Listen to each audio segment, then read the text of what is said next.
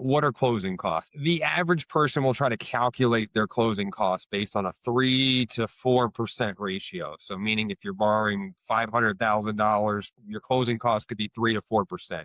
It's a good guesstimate, you could say, to factor in what your closing costs are. A lender is also going to give you a worksheet that should itemize these costs. And you're going to usually see two different categories: there's closing costs, and there's also something called prepaids. Both of them are due the day you buy the house. And in my opinion, I call them closing costs because they're a part of one another. Closing costs, you're going to have fees that go to the county and state called transferred and recordation fees.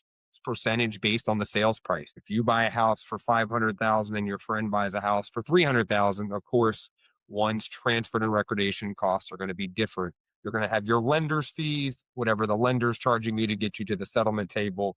You're going to have a title company's fees. That's usually the place you're going to go to the office to sign papers. They're going to do title searches.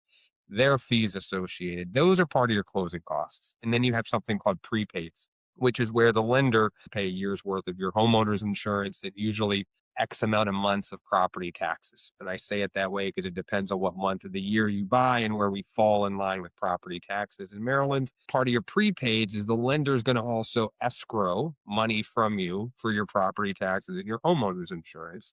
I tell people, think of your escrow account like a savings account. You're prepaying in advance. That's why they're called prepaids. So the day you buy the house, the money gets put into an escrow account. And then every month thereafter, when you pay your mortgage payment, you're also funding money into that escrow account for your insurances and your taxes.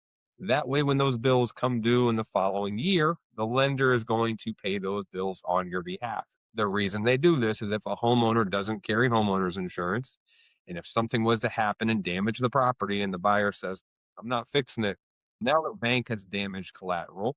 And on the flip side, if a person doesn't pay their property taxes and then decides to stop paying their mortgage, the lender now has to deal with the county and state, and there's a tax lien on the property and there's a mortgage issue. So the lender is always going to usually escrow for insurance and taxes, but all that's incorporated into your closing costs.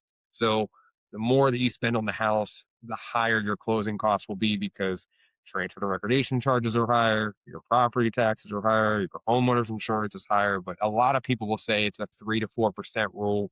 If you're thinking about buying a home and maybe I didn't answer questions that you have, or you have further questions, feel free to reach out. I'd love to go through the process, answer any further questions. Again, no obligation. I'm here as a resource and I look forward to hearing from you.